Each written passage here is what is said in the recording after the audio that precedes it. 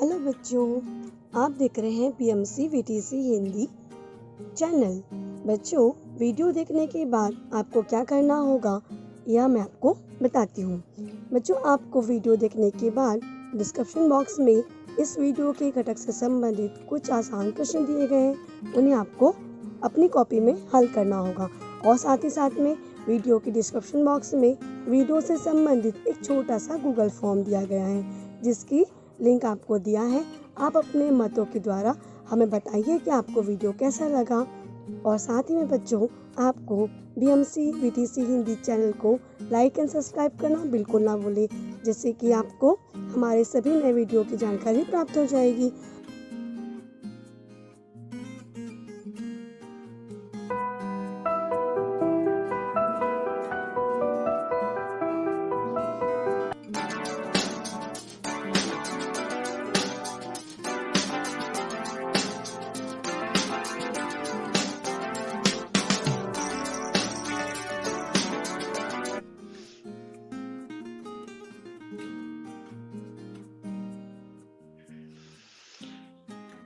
Good morning class.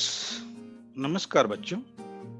बृहद मुंबई महानगर पालिका शिक्षण विभाग द्वारा प्रस्तुत education for all new initiative online education program में आज मैं अशोक शर्मा एक नया टॉपिक लेकर उपस्थित हूँ।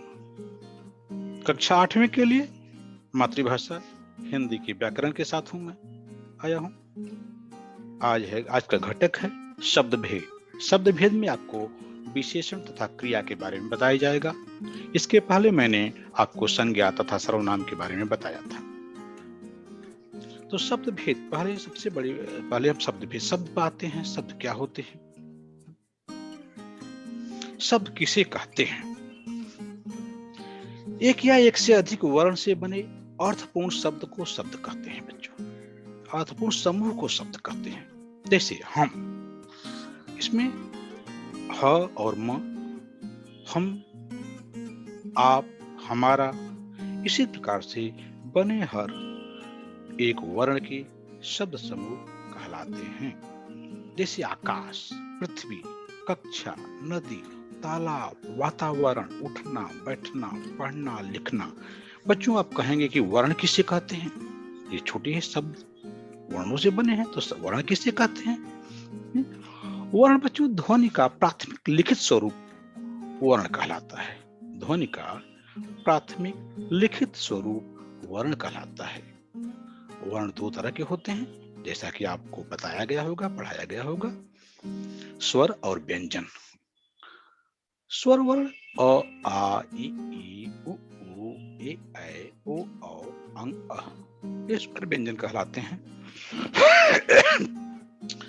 व्यंजन में क, ख, ग, घ, अंग, क वर्ग वाले, च, छ, ज, झ, ञ, ट, ठ, ड, ढ, अड़, त, थ, द, ध, न, ये तवर कहलाते हैं।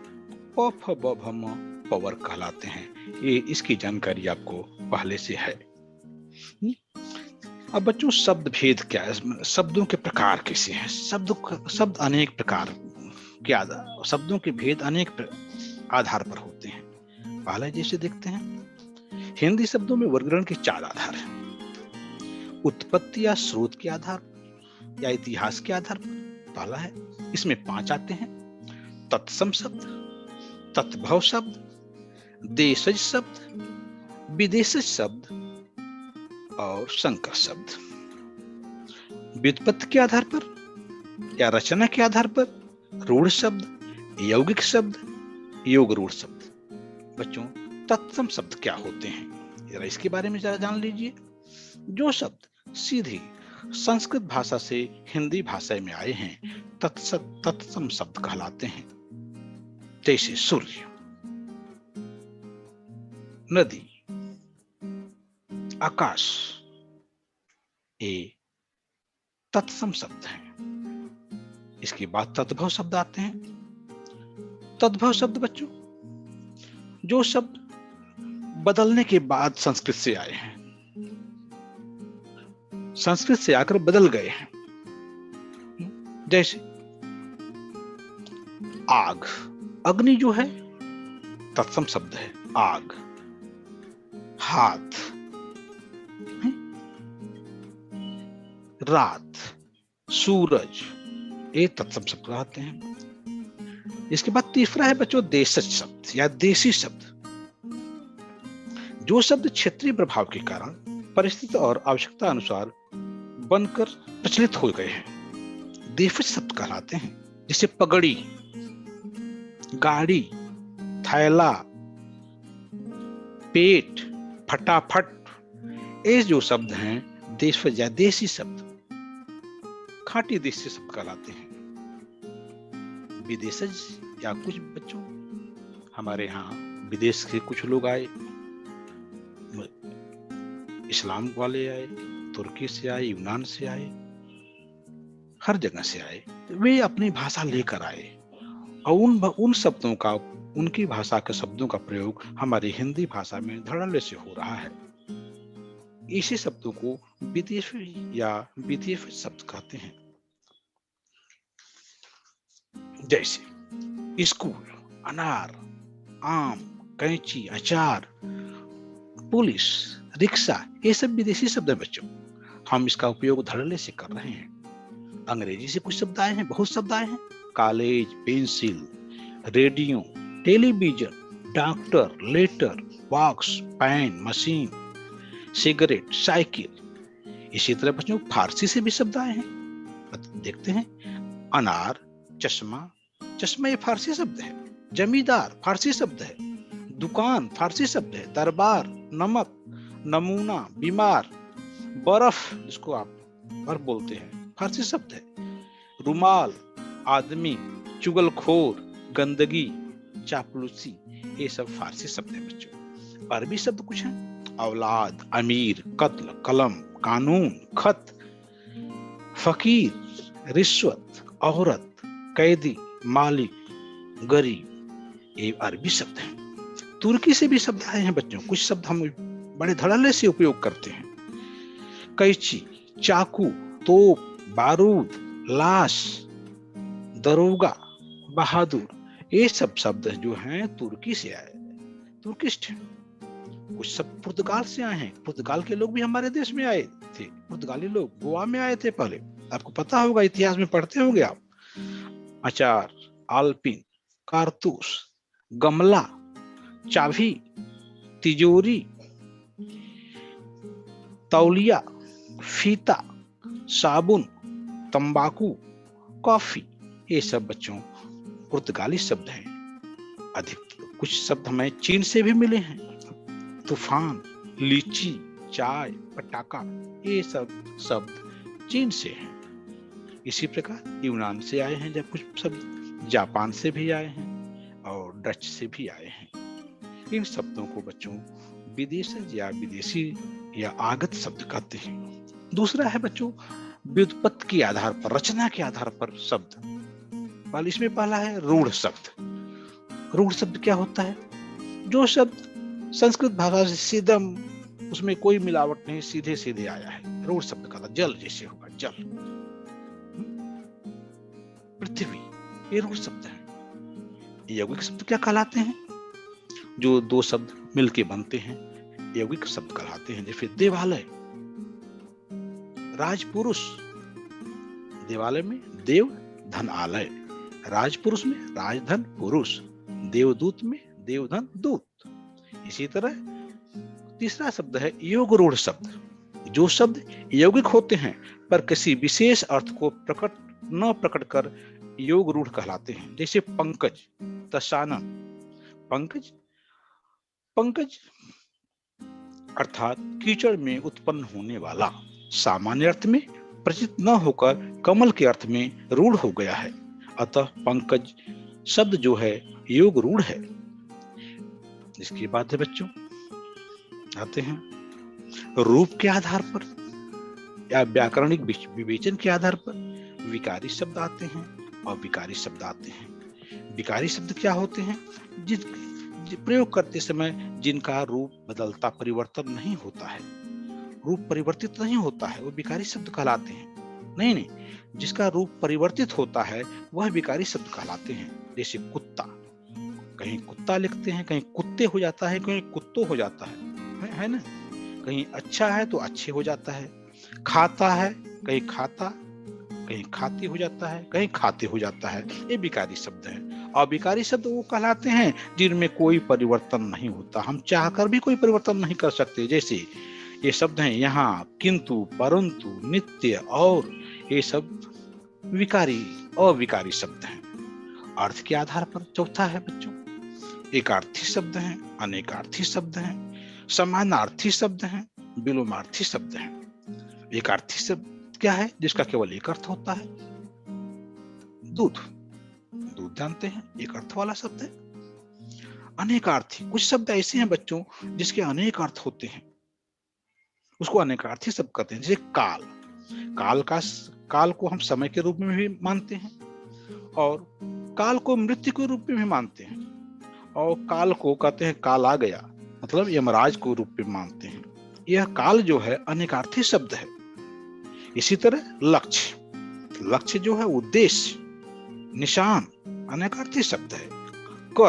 कर मतलब हाथ होता है, कर मतलब टैक्स भी होता है, कर मतलब हाथी का सूंड भी होता है। ये अनेकार्थी शब्द है। इसी तरह बच्चों समानार्थी शब्द हम पढ़ते हैं। समानार्थी शब्द जैसे एक शब्द के लिए अनेक शब्द आते हैं। जैसे रवि का पर्यायवाची है सूरज, प्रभाकर, दिनकर। इसी तरह पानी के लिए वारी, अंबु, ये सब शब्द पानी के लिए आते हैं। जल, ये सब शब्द पानी के लिए आते हैं। इसी तरह बच्चों विलोम शब्द है। आप विरुद्धार्थी शब्द पढ़ते होंगे, विलोम शब्द कहलाते हैं। जैसे चालाक का मूर्ख होता है, तेज का चालाक का मूर्ख होता है। इसी तरह इसको विलोमार्थी शब्द कहते हैं। रूप के आधार पर बच्चों, जैसा कि अब हम अपने विषय पर आते हैं, दो शब्द होते हैं विकारी शब्द, जिनमें लिंग, वचन, कारक के आधार पर मूल शब्द का रूपांतरण हो जाता है, विकारी शब्द कहलाते हैं। जैसे लड़का पढ़ रहा है, इसमें लिंग परिवर्तन कर दें तो लड़की पढ़ रही है। लड़का दौड़ रहा है, इसको वचन परिवर्तन कर दें तो लड़के दौड़ रहे हैं। लड़के के लिए आम लाओ, यहाँ पर कारक परिवर्तन हो गया है। संज्ञा, सर्वनाम, विशेषण तथा क्रिया शब्द विकारी शब्द कहलाते हैं। संज्ञा अब जानते हैं, आपको बताया गया है, थोड़ा उसके बारे में मैं चर्चा कर दे रहा हूँ। संज्ञा किसी के भी नाम को, किसी वस्तु के, स्थान के नाम को संज्ञा कहते हैं। जैसे ब्राह्मण, जयचंद, पटना, हाथ, पांव, लड़का, लड़की, किताब, पुलिस, सफाई, ममता, बाल पेन, ढेर, कर्म, सर्दी, सिरदर्द, ये संज्ञा शब्द हैं। सर्वनाम में आपको पता, मैंने पिछले लेसन में पढ़ाया था, मैं, तू, वह, यह, इसे, उसे, जो, जिसे, कौन, क्या, कोई, सब, वीरता आदि। इसी तरह विशेषण में है बच्चों अच्छा, बुरा, नीला, पीला, भारी, मीठा, बुद्ध, वृद्ध, सरल, जटिल आदि, ये सब विशेषण होते हैं। इसी तरह बच्चों अविकारी शब्द होते हैं। अविकारी शब्द में शब्दों का रूप परिवर्तित नहीं होता, वो ज्यों के त्यों प्रयोग में आते हैं। जैसे आज, में, और, आहा आदि सभी प्रकार के अव्यय शब्द अविकारी शब्द होते हैं। क्रिया विशेषण अव्यय इसमें आता है आज, कल, कब, परसों, यहाँ, वहां, इधर, उधर, कैसे, क्यों। संबंध बोधक अव्यय इसमें में, से, पर, के, ऊपर, नीचे, से, आगे, से, पीछे, की, ओर, ये सब संबंध बोधक अव्यय होते हैं। समुच्चय बोधक अव्यय और परंतु, या, इससे, तो, यदि, क्योंकि, ये सब समुच्चय बोधक अव्यय होते हैं बच्चों। इसमें विस्मयाद बोधक अव्यय भी होता है। आहा, हा, आय, हाय, ओ, वाह वाह, राम राम, या अल्लाह, या खुदा, ये विस्मयाद बोधक अव्यय हैं। इनकी जानकारी आगे के लेक्चर में दी जाएगी आपको। अब आते हैं बच्चों अपने मूल पाठ पर। शब्द भेद में आपको अभी बताया मैंने, विकारी अविकारी शब्द हैं, संज्ञा है, सर्वनाम है, संज्ञा के कुछ भेद होते हैं, आपको बताया गया है।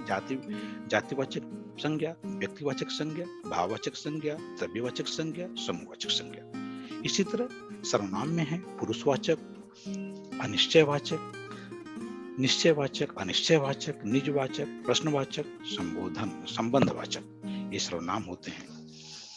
इसी तरह विशेषण और क्रिया, ये विकारी शब्द हैं, विकारी शब्द में आते हैं। अब हम अपने मूल पाठ पर आते हैं। सबसे पहले हम विशेषण के बारे में बात करेंगे। विशेषण, विशेषण किसे कहते हैं?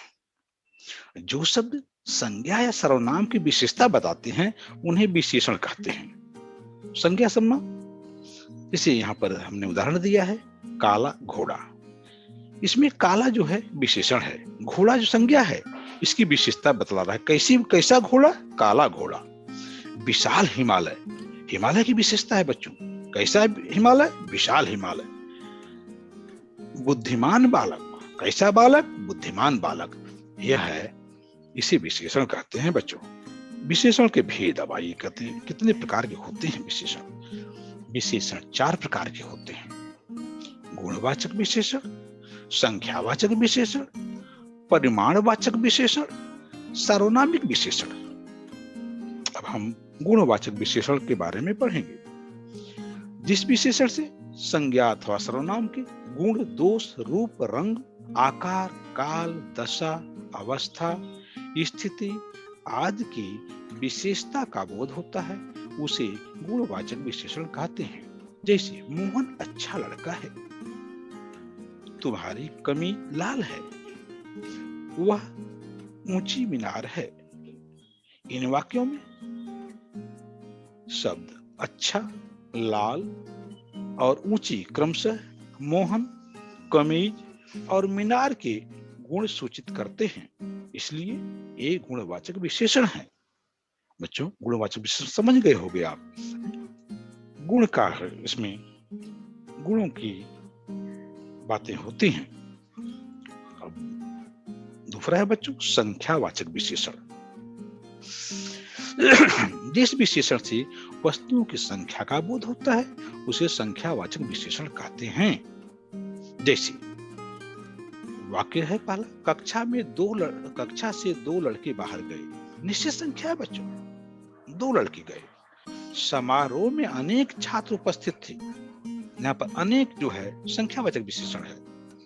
रोहित के पास कई साइकिलें हैं। यहाँ पर कई है जो है यह संख्यावाचक विशेषण है। इनमें से 2, अनेक और कई शब्द संख्यावाचक विशेषण हैं। संख्यावाचक विशेषण 2 प्रकार के होते हैं, निश्चित संख्यावाचक विशेषण और अनिश्चित संख्यावाचक विशेषण। अब हम अनिश्चित संख्यावाचक विशेषण के बारे में पढ़ेंगे। जिस संख्यावाचक विशेषण से वस्तु की निश्चित संख्या का बोध नहीं होता उसे निश्चित संख्यावाचक विशेषण, अनिश्चित संख्यावाचक विशेषण कहते हैं। जैसे सब पुस्तकें। बच्चों, कितनी पुस्तकें कुछ पता नहीं, कितनी संख्या है इसकी कुछ पता नहीं है। सब पुस्तकें। कोई काम, माने एक निश्चित पर्टिकुलर काम नहीं, कोई काम। कुछ औरतें, यहाँ औरतों की संख्या नहीं है, कुछ औरतें। बहुत लोग, यहाँ लोगों की संख्या मालूम नहीं है लेकिन बहुत एक संख्या दर्शा रहा है इत्यादि। इनमें से निश्चित संख्या का बोध नहीं होता, इसलिए ये अनिश्चित संख्यावाचक विशेषण कहे जाते हैं। उसके बाद है बच्चों निश्चित संख्यावाचक विशेषण। निश्चित संख्यावाचक विशेषण से वस्तुओं की निश्चित संख्या का बोध होता है। 2 बच्चे, केवल 2 बच्चे बच्चों। तीसरा स्थान, माने पहला दूसरा के बाद तीसरा स्थान। पाव लीटर, एक लीटर नहीं, 2 लीटर नहीं, 3 लीटर नहीं, केवल पाव लीटर। निश्चित संख्या है, निश्चित माप है। 200 व्यक्ति, 1000 2000 व्यक्ति नहीं, केवल 200 व्यक्ति। 200 जो है निश्चित संख्या है। चौगुना समय, 2 गुना, 3 गुना, 5 गुना, 10 गुना, 100 गुना नहीं, चौगुना, केवल 1 है। दोनों केवल 2 छात्र। प्रत्येक शिक्षक, हर एक शिक्षक, सबके बारे में बताया गया। हर चौथे दिन क्रम है इत्यादि। और ये सब जो हैं निश्चित संख्यावाचक विशेषण कहे जाते हैं। जिस संख्या से संख्यावाचक विशेषण में निश्चित संख्या का बोध होता है वह निश्चित संख्या का निश्चित संख्यावाचक विशेषण कहे जाते हैं। जैसे अब है परिमाणवाचक विशेषण। परिमाण, नाप तौल जानते हैं ना, वही परिमाण कहलाता है। परिमाणवाचक विशेषण से किसी वस्तु की नाप अथवा तौल का बोध होता है, उसे परिमाणवाचक विशेषण कहते हैं। जैसे सारा धन, कितना धन ये पता नहीं, सारा धन। और अनाज, बहुत दूध, 2 लीटर पानी, हाथ भर जगह, ये परिमाण है बच्चों, नाप तौल की बातें हैं। यहाँ सारा और बहुत, 2 लीटर तथा हाथ भर सब परिमाणवाचक विशेषण हैं। परिमाणवाचक विशेषण 2 प्रकार के होते हैं, निश्चित परिमाणवाचक विशेषण और अनिश्चित परिमाणवाचक विशेषण। निश्चित परिमाणवाचक विशेषण क्या होता है?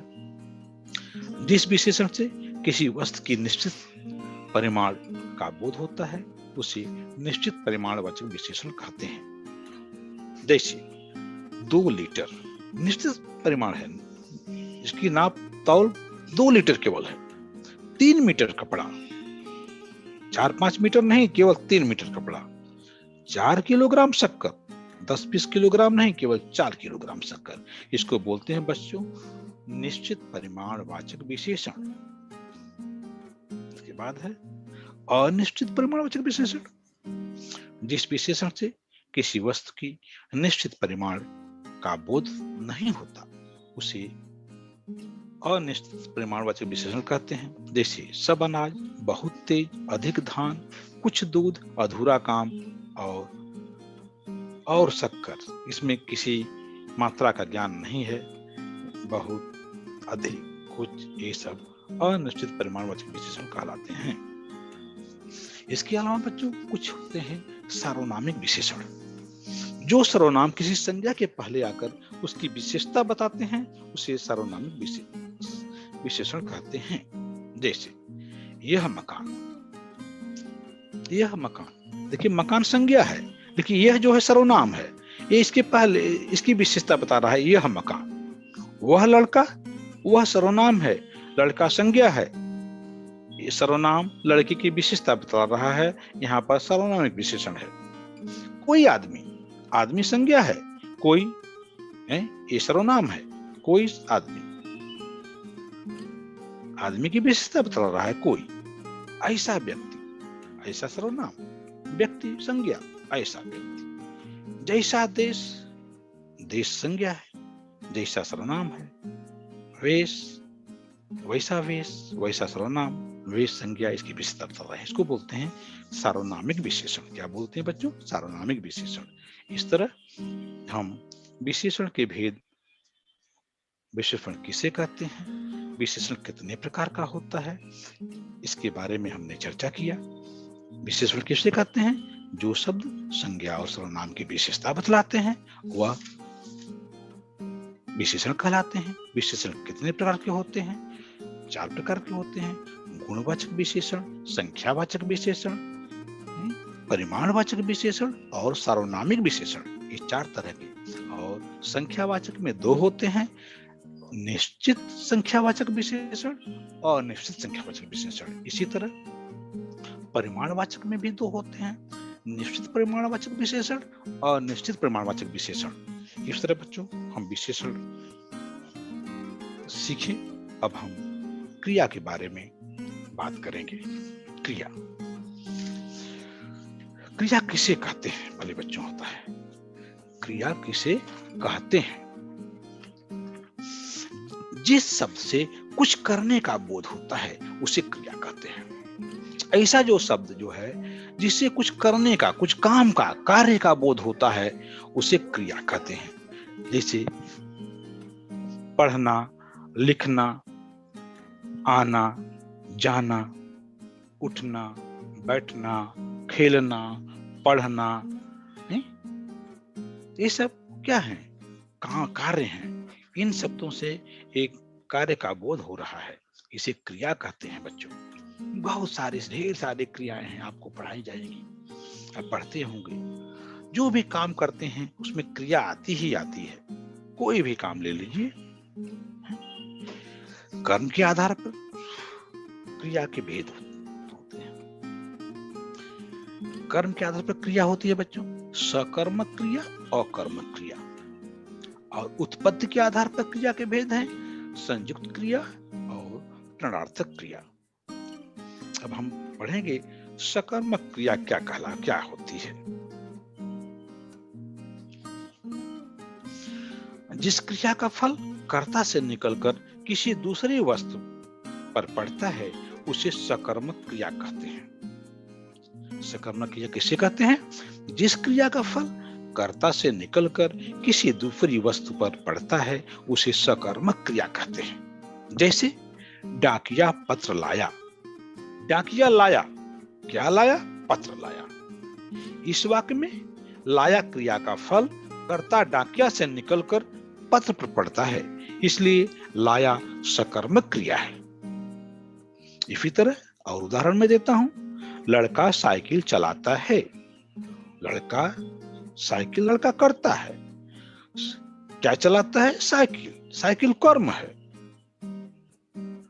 इसलिए यहां पर चलाना जो है सकर्मक क्रिया है। मम्मी खाना पकाती है, मम्मी पकाती है, क्या पकाती है? खाना पकाती है। मम्मी यहां करता है, खाना क्या है? क्रिया है। नहीं, खाना जो कर्म है, पकाना क्रिया है। मम्मी खाना पकाती है, यह सकर्म, यहां पर खाना, यहां पर पकाती जो है सकर्मक क्रिया है। रवि क्रिकेट खेलता है, रवि खेलता है, क्या खेलता है? क्रिकेट खेलता है। रवि करता है, क्रिकेट कर्म है, खेलता क्रिया है। यहाँ पर खेलना जो है सकर्मक क्रिया है। इस तरह दूसरा है अकर्मक क्रिया। जिस क्रिया का फल केवल कर्ता पर ही पड़ता है उसे अकर्मक क्रिया कहते हैं। इसमें कर्म तो होता ही नहीं। जैसे बच्चा हंसता है, खुद करता काम कर रहा है, बच्चा हंसता है। इस वाक्य में हंसता है क्रिया का फल केवल कर्ता बच्चा पर पड़ता है, इसलिए हंसता है अकर्मक क्रिया है। लड़का खाता है, वही बात है। इस वाक्य में खाता है क्रिया का फल केवल कर्ता बच्चे पर पड़ता है, इसलिए यह यहाँ पर खाना जो है अकर्मक क्रिया है। मोहन खेलता है, यहाँ पर खेलता है का फल केवल कर्ता मोहन पर पड़ रहा है, इसलिए यहाँ पर खेलना अकर्मक क्रिया है। कविता गाती है, इन वाक्यों में आए क्रियाएं अकर्मक क्रियाएं हैं। अब आगे बढ़ते हैं बच्चों। संयुक्त क्रिया आते हैं, क्या होती है? जैसे धातुओं के कृदंतों के आगे कोई क्रिया जोड़ने पे जो क्रियाएं बनती हैं उन्हें संयुक्त क्रिया कहते हैं। जैसे गरीब की मदद करनी चाहिए, मदद करनी चाहिए, मदद करना और चाहिए दोनों हैं बच्चों, यह संयुक्त क्रियाएं हैं। उसे दवा पीनी पड़ेगी, पीनी और पड़ेगी दोनों क्रियाएं हैं, संयुक्त क्रिया मिल गई होगी। बिजली चमकती रहेगी, चमकती और रहेगी दोनों मिलकर संयुक्त क्रिया हैं। वह चला गया, यहाँ पर चला माने चलना और गया माने जाना, दोनों साथ में क्रियाएं आई हैं, संयुक्त क्रिया है। वह बोल उठे, वह बोल उठे, बोलना और उठना दोनों क्रियाएं हैं, साथ में आई हैं, संयुक्त क्रिया है।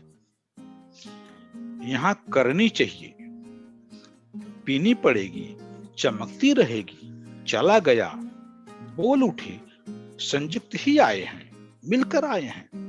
इन संयुक्त क्रियाओं में कृदंत को मुख्य क्रिया और कृदंत के बाद आने वाले क्रिया को सहायक क्रिया कहते हैं। जैसे दवा पीनी पड़ेगी, पीनी जो है मुख्य क्रिया है और पड़ेगी सहायक क्रिया हुई। चमकती मुख्य क्रिया है, रहेगी सहायक क्रिया के रूप में है। चला गया, चला मतलब चलना जो है ये मुख्य क्रिया है, गया ये सहायक क्रिया के रूप में है, इसी को संयुक्त क्रिया कहते हैं। अब बच्चों है प्रेरणार्थक क्रिया।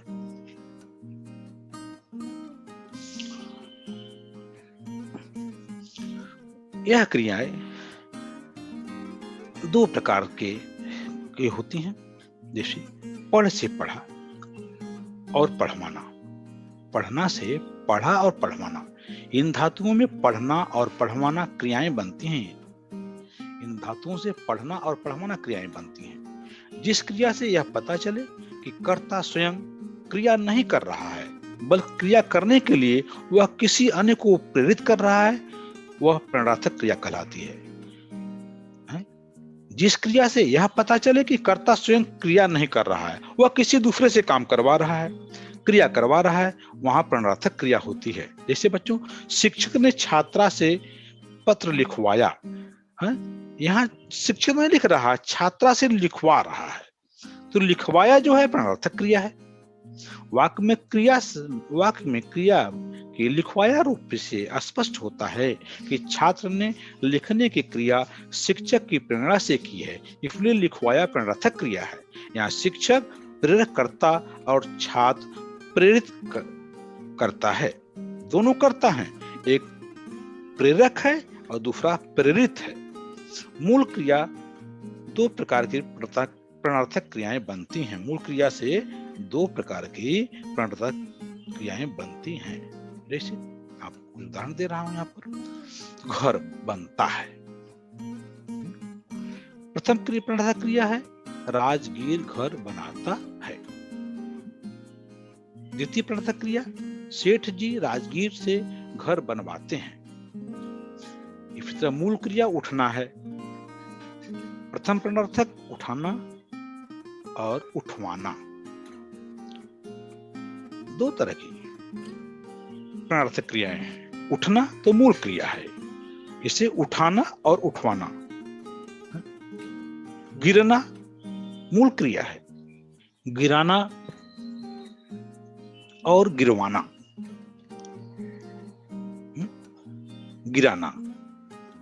सुनना ये मूल क्रिया है, सुनाना और सुनवाना प्रथम प्रेरणार्थक क्रिया है। सुनाना दूसरा है सुनवाना। लिखना मूल क्रिया है, प्रथम प्रेरणार्थक क्रिया है लिखाना और लिखवाना। जीतना, जिताना और जितवाना। जागना, जगाना और जगवाना। ये क्रियाओं के रूप बदल जाते हैं। इसी तरह बच्चों हमने आज क्रिया और विशेषण के बारे में पढ़ा, विशेषण के भेद, क्रिया के भेद पढ़ा हमने। आप भी आशा है कि आपको ये पाठ विशेषण और क्रिया समझ में आया होगा। इसके पहले मैंने शब्द भेद में अनेक बातें बताई। अब आपको गृह कार्य में है, निम्नलिखित लिखिए कि निम्नलिखित वाक्यों में प्रयुक्त क्रियाएं सकर्मक हैं या अकर्मक। जिसमें छात्रों ने निबंध लिखा, इसमें कौन सी क्रिया सकर्मक या अकर्मक क्रिया है? सकर्मक क्रिया है, इसमें निबंध कर्म आया है बच्चों। वह लड़का जो रो रहा है अकर्मक क्रिया है। वह विद्यालय गया, यह यहाँ पर गया सकर्मक क्रिया है। वह पत्थर घिसता है, यहाँ पर घिसना सकर्मक क्रिया है। मां पढ़ती है, यहाँ पर पढ़ना अकर्मक क्रिया है। दूसरा प्रश्न है आपके लिए, निम्नलिखित वाक्यों में प्रयुक्त संयुक्त क्रिया पहचान कर लिखिए। इसमें से संयुक्त क्रिया कौन है? वह वापस घर चला गया, इसमें चला गया जो है संयुक्त क्रिया है।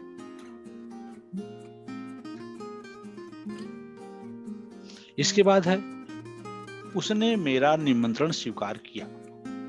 निमंत्रण स्वीकार किया, स्वीकार भी क्रिया है और क्रिया भी क्रिया है, यहाँ पर संयुक्त क्रिया है। राम ने लारी का दरवाजा बंद किया। बंद भी बंद करना और किया, दोनों साथ में क्रियाएं आई हैं, यह संयुक्त क्रिया है। मैंने सही बात कह दी, यहाँ पर बात कह दी, कहना और देना दोनों क्रियाएं हैं, यहाँ पर यह संयुक्त क्रिया है। बच्चों, इस तरह यह पाठ, अब हमारा लेक्चर समाप्त हुआ। आपको यह पाठ समझ में आया होगा। धन्यवाद।